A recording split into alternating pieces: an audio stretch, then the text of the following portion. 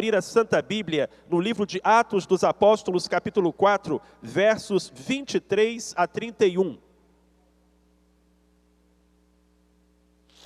Atos, capítulo 4, versos 23 a 31. Nas quartas-feiras de janeiro e de fevereiro, nós estudamos algumas orações da Bíblia.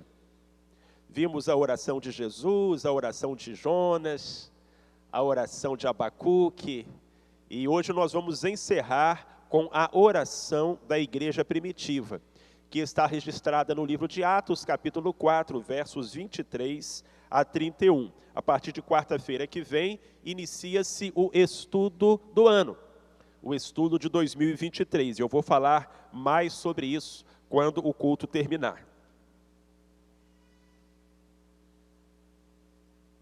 Atos capítulo 4, versos 23 a 31, está escrito assim: E soltos os apóstolos foram para os seus, e contaram tudo o que lhes haviam dito os principais sacerdotes e os anciãos. Ao ouvirem isto, levantaram unanimemente a voz a Deus, e disseram: Senhor, Tu que fizeste o céu, a terra, o mar e tudo o que neles há, que pelo Espírito Santo por boca de nosso pai Davi, teu servo, disseste: porque se enfureceram os gentios e os povos imaginaram coisas vãs? Levantaram-se os reis da terra, e as autoridades ajuntaram-se a uma contra o Senhor e contra o seu ungido. Porque verdadeiramente se ajuntaram nesta cidade contra o teu santo servo Jesus, ao qual ungiste, não só Herodes, mas também Pôncio Pilatos, como os gentios e os povos de Israel, para fazerem tudo o que a tua mão e o teu conselho predeterminaram que se fizesse. Agora, pois, ó Senhor, olha para as suas ameaças, e concede aos teus servos que falem com toda a intrepidez a tua palavra, enquanto estendes a mão para curar, e para que se façam sinais e prodígios pelo nome do teu santo servo Jesus. E tendo eles orado, tremeu o lugar em que estavam reunidos. E todos foram cheios do Espírito Santo, e anunciavam com intrepidez a palavra de Deus. Aleluia. Amém. Um cântico que a gente costumava entoar nos anos 70, começava da seguinte maneira: se começarmos a orar, este templo treme. Com certeza o autor da música se inspirou na passagem que acabamos de ler, registrada no capítulo 4 do livro de Atos. Tão poderosa, tão significativa foi a oração daquele grupo de crentes que a terra estremeceu. E isso é algo que nos causa uma inveja santa, não é, meus irmãos? Se é que tal coisa existe. Que maravilha, a igreja orar com tanto fervor, com tanto poder, o Espírito Santo se manifestar de tal maneira que aquele lugar estremeceu. Mas, meus irmãos, esse é o final da história. Esse é o último versinho. Ele diz como as coisas terminaram, mas nós precisamos saber como elas começaram.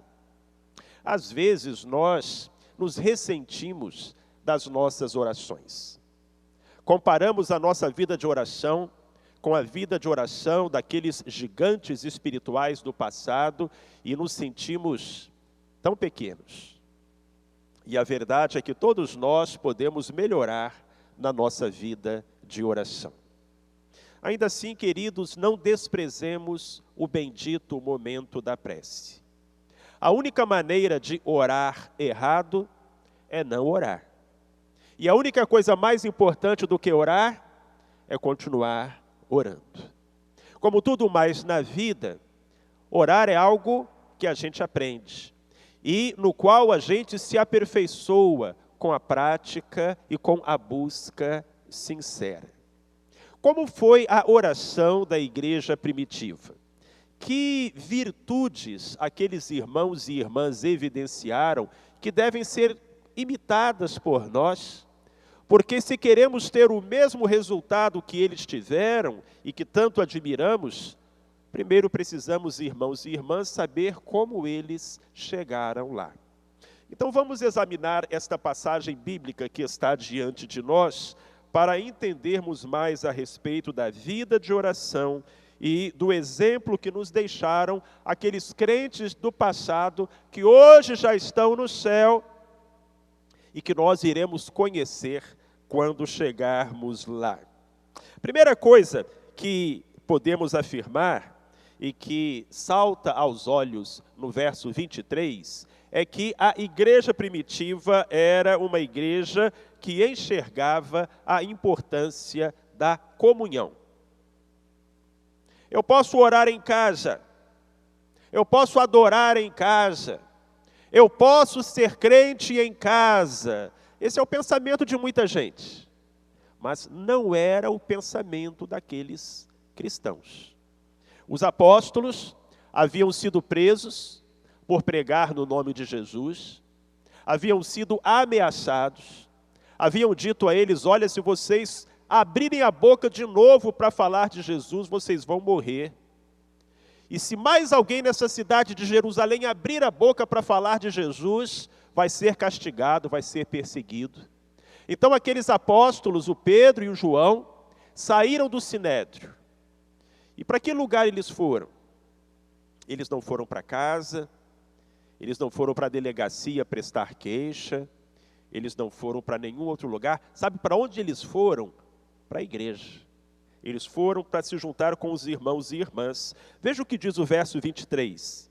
E soltos eles foram para os seus, e contaram tudo o que lhes haviam dito os principais sacerdotes e os anciãos.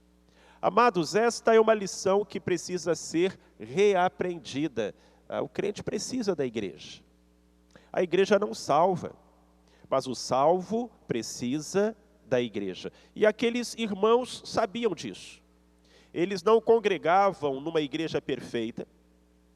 Os membros daquela igreja eram pecadores, assim como eu e como você.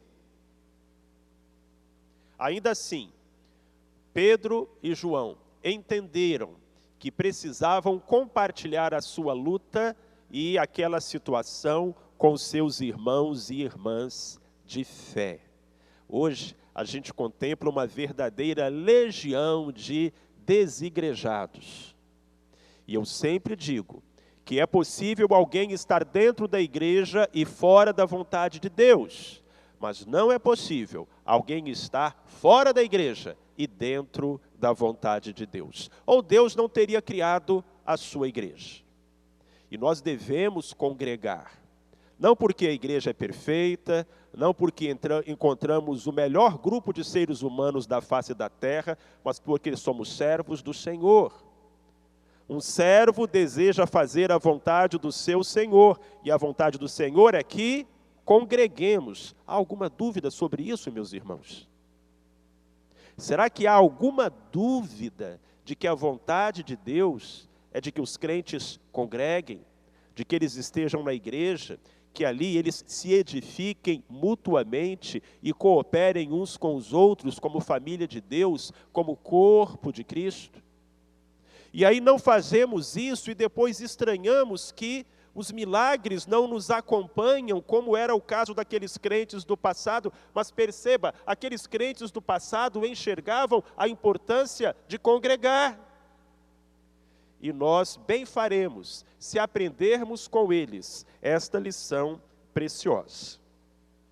Segunda coisa que eu quero destacar para você, e esta eu tiro do verso 24, a igreja primitiva enxergava a importância da oração. Eles não apenas sabiam que precisavam congregar, eles sabiam que precisavam orar. Ao ouvirem isto, versículo 24, levantaram unanimemente a voz a Deus e disseram: Senhor, tu que fizeste o céu, a terra, o mar e tudo o que neles há. Pedro e João foram para a igreja. Disseram tudo o que eles haviam passado, o perigo que todos estavam correndo. O que o pessoal fez? orou. Nada de pânico, nada de desespero, nada de pessoas discutindo sobre o que fazer. Eles sabiam o que fazer e oraram. É bem verdade, meus irmãos e minhas irmãs, que não havia muito mais que eles pudessem fazer. A igreja estava em franca desvantagem aos olhos humanos.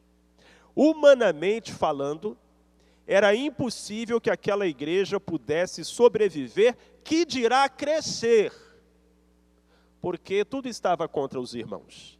Todos estavam contra os irmãos.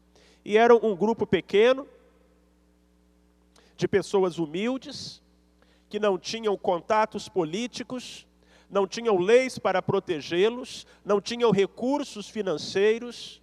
Então, para eles, era muito fácil saber o que eles precisavam fazer. Eles diziam, nós temos que orar. E talvez o nosso problema hoje seja que nós enxergamos alternativas, opções, e fazemos da prece o último recurso. Quando tudo mais falha, aí você ora. Grande erro, grande erro. Aqueles crentes tinham sido muito bem ensinados por Jesus Cristo. O Senhor os havia treinado muito, muito bem. E das palavras do Salvador e do próprio exemplo do Salvador, aqueles crentes haviam extraído essa preciosa lição. Temos que orar. Eu não vou perguntar a você que tempo do seu dia você dedica à oração, porque não quero deixar você constrangido. E também não vou dizer a você o tanto de tempo que eu dedico à minha vida de oração, porque não quero ficar envergonhado. O fato é que todos que estamos aqui precisamos orar mais. Ou temos uma exceção? Você conhece aquele ditado. Como é que é? Vamos ver aí na tela? Muita oração. Vamos ler? Muita oração, muito poder. Pouca oração, pouco poder. Nenhuma oração, nenhum poder. Como é que está a carga da sua bateria? Qual daqueles 3 desenhos mais se aproxima do estado da sua alma? E então a gente lembra que é preciso orar. É preciso orar. Quando aqueles crentes oraram, o templo tremeu. Mas não foi aquela a primeira vez que eles oraram. Eles oraram muitas e muitas e muitas vezes antes do templo tremer. Era uma prática, era uma constante, era uma vida de oração. E como é importante, amados, que nós estejamos no culto de oração para fazer como aqueles crentes do passado fizeram. Mas também é importante que nós nos lembremos das palavras de Jesus e entremos no nosso quarto, fechemos a nossa porta, oremos ao Pai que vem em secreto e certamente o Pai que nos vê em secreto nos recompensará. Então ali estava uma igreja inteligente, porque entendia a importância da oração e a importância da comunhão. Outra prova de inteligência daqueles crentes do passado é que eles entendiam a importância da Bíblia. Versículos 25 e 26.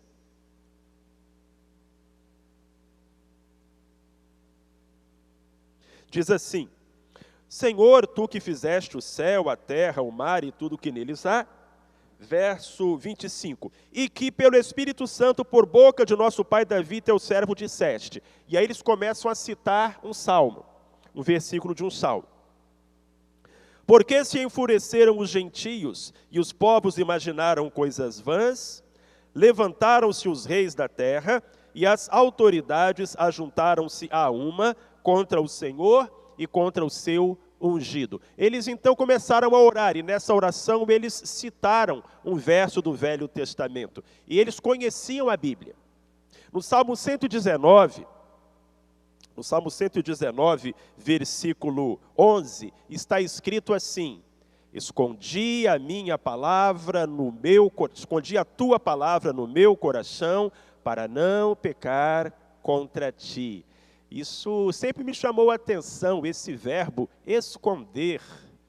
Como assim esconder a palavra no coração para não pecar contra Deus? E lá no hebraico, amados, essa palavra esconder significa o seguinte: guardar para ocasião oportuna. Era a mesma palavra usada para um esquilo que guarda as suas nozes. No hemisfério norte, em terras mais frias, os esquilos apanham as nozes e escondem. Escondem nos ocos das árvores, escondem em qualquer lugar em qual possam fazer o seu estoque. E por que os esquilos escondem as nozes? Para que quando o inverno chegar e não houver alimento, eles tenham o que comer.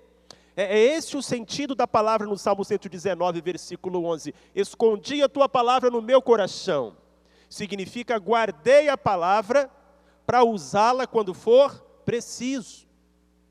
Este foi o caso. Aqueles crentes estudavam a Bíblia, conheciam a Bíblia, decoravam versículos da Bíblia. De modo que quando eles se viram em aperto, tiraram aquele versinho da Bíblia e usaram naquela ocasião. Eles disseram: Deus, olha só o que está acontecendo. O que nós estamos passando é o que está escrito lá no Salmo. É o que Davi disse. Os povos se levantaram, os gentios se enfureceram, os reis da terra se mobilizaram, as autoridades se ajuntaram contra o Senhor e contra o seu ungido. Olha só.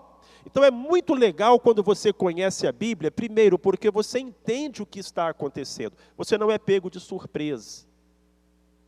E segundo, porque quando você vai fazer um pedido a Deus, você pode basear esse pedido nas promessas do Senhor. Há mais de 8.500 promessas registradas na Bíblia. Nessas mais de 7.500 promessas são endereçadas por Deus aos homens. Se eu dissesse a você, meu irmão, minha irmã, tem $7.500 depositados para você no banco, você não ia ficar feliz? Você não ia lá para conferir, para ver se tem mesmo? E tendo, você não iria usar? Mas, meus amados, há 7.500 promessas de Deus para a sua vida nesse livro, e você não abre, você não lê, você não estuda, você não conhece. E essas promessas acabam ficando como dinheiro esquecido no banco, que estava à disposição do seu possuidor e que poderia ser usado para melhorar a sua vida, e que, no entanto, ficou lá mofando, porque em nenhum momento foi usado. Daí a importância da leitura da Bíblia, do conhecimento da palavra de Deus, da escola dominical, do culto de estudo bíblico. A palavra de Deus diz: o meu povo é destruído porque lhe falta conhecimento, entendimento. Mas aquela igreja novinha, pequenininha, venceu os poderosos porque conhecia e valorizava a palavra do nosso Deus.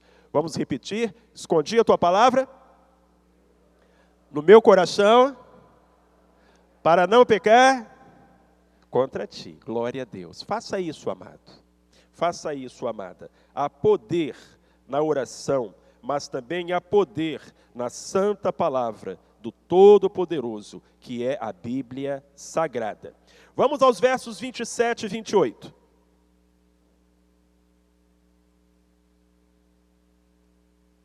Ali nós ficamos sabendo que a igreja primitiva acreditava na soberania de Deus. Olha o verso 27 e o verso 28. Eles terminaram de fazer a citação bíblica.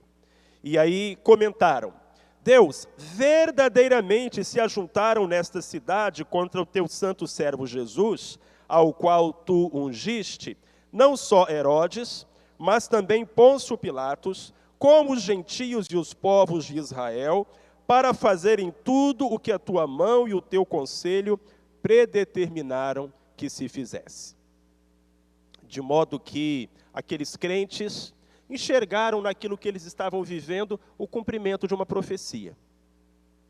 Aquilo que estava escrito lá no Velho Testamento está se cumprindo agora, disseram eles. Mas eu gosto dessa parte da fala: tudo o que a tua mão e o teu conselho predeterminaram que se fizesse. Eles só fizeram isso, nada mais. Herodes, Pôncio Pilatos, gentios, povos de Israel, eles só fizeram o que a mão de Deus predeterminou que se fizesse. Em outras palavras, o que aqueles crentes estavam dizendo era o seguinte: nada acontece sem a permissão de Deus. E nada escapa ao controle de Deus. Não é que tudo que acontece é Deus que quer, porque Deus dá o livre-arbítrio ao ser humano. Mas o homem só vai até onde Deus permite que ele vá. Cristo disse que nenhum fio de cabelo da nossa cabeça cai por terra sem a permissão de Deus, o nosso Pai. Então é uma crença na soberania de Deus. Senhor, é verdade, eles maltrataram o teu filho, eles o crucificaram, mas eles só fizeram isso dentro da tua soberania, do teu plano. É claro que a responsabilidade foi deles, mas a permissão foi do Senhor. E Deus, assim também é a nossa vida. Só vão fazer conosco o Senhor permitir, que o Senhor permitir que seja feito. Olha para mim, presta atenção. Deus está no controle. E se Deus disser que é sim, é sim. E se Deus disser que é não, é não. E as pessoas só vão conseguir fazer aquilo que Deus permitir que elas façam. Então é essa crença na soberania de Deus. Eu não creio num Deus que desistiu da história, da humanidade, da sua criação, que perdeu o controle dos acontecimentos. Eu creio num Deus que comanda o universo. E tudo o que acontece é cumprimento das suas profecias e expressão da sua vontade. Pastor Marcelo, que tempos são esses que a gente está vivendo? São tempos que Deus disse que a gente ia viver. Então, quando a gente lembra disso, que Deus é soberano, amém? Deus é soberano, a gente acalma o coração, a gente aquieta a alma. Olha, os gentios podem se levantar, os problemas podem se multiplicar, os gigantes podem se erguer, os reis da terra, as autoridades, Pôncio Pilatos, Herodes, gentios, povos de Israel, mas o meu Deus é maior, e a minha vida está nas mãos dele. E quando a gente lembra disso aí, as coisas começam a guardar a real perspectiva. Há uma música que nós cantamos que diz: na oração encontro calma, na oração encontro paz. E essa paz, essa calma, só nos sobrevirão se tivermos fé de que Deus está no controle e de que Ele é soberano sobre todas as coisas. Amém, meus irmãos? Louvado seja o nome do Senhor, é por isso que nós não nos desesperamos. Agora, aquela igreja buscava a glória de Deus, versos 29 e 30. Agora, pois, ó Senhor, oraram os crentes. Olha para as suas ameaças e concede aos teus servos que falem com toda intrepidez a tua palavra.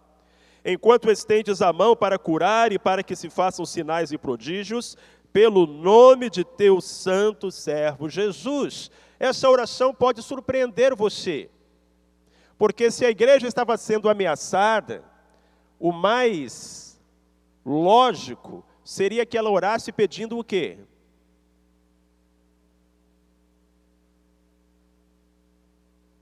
Me ajudem aí, irmãos.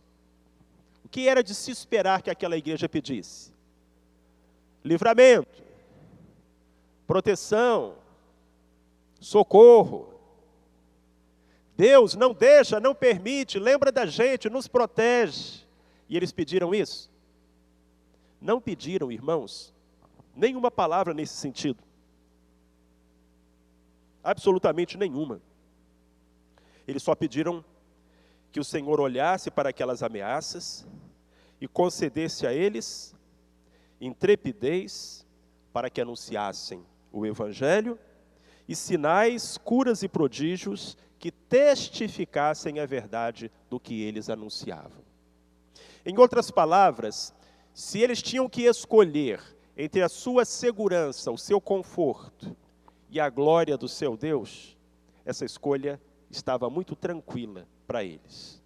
Se fosse preciso morrer, eles morreriam, mas o que eles queriam é que Deus fosse glorificado e o nome de Jesus anunciado.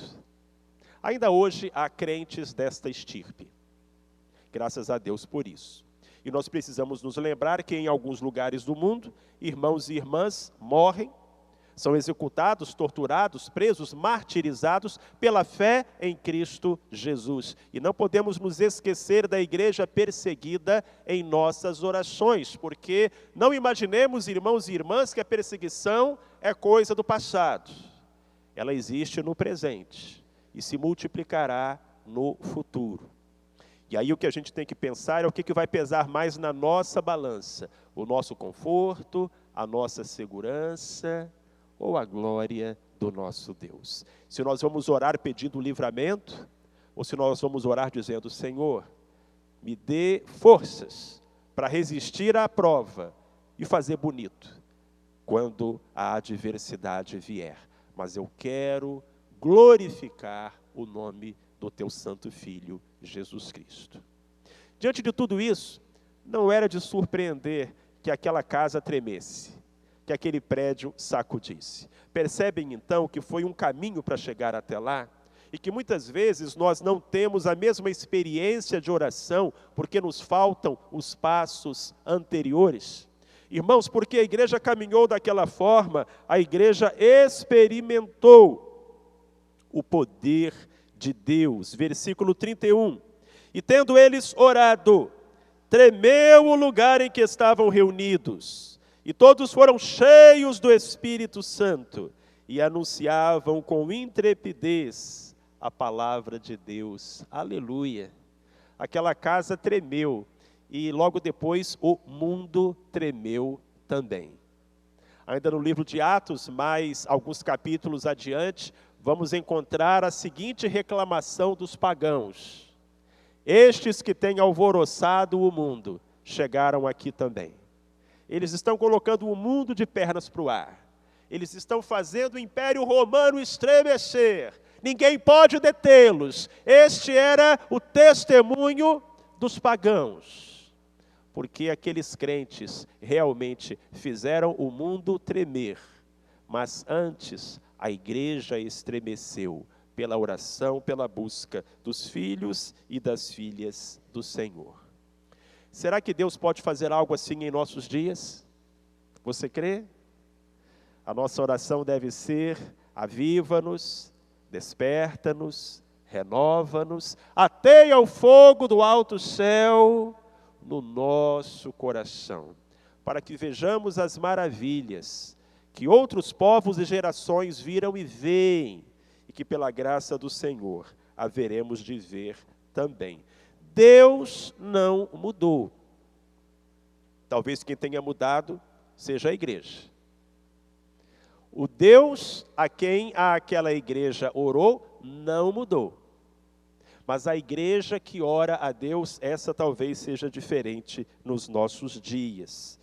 E por isso, meus irmãos e minhas irmãs, é que nós devemos ser pessoas de oração e assim desfrutar do poder e da paz que uma vida aos pés do Senhor nos proporciona. Amém. Que Deus nos ajude.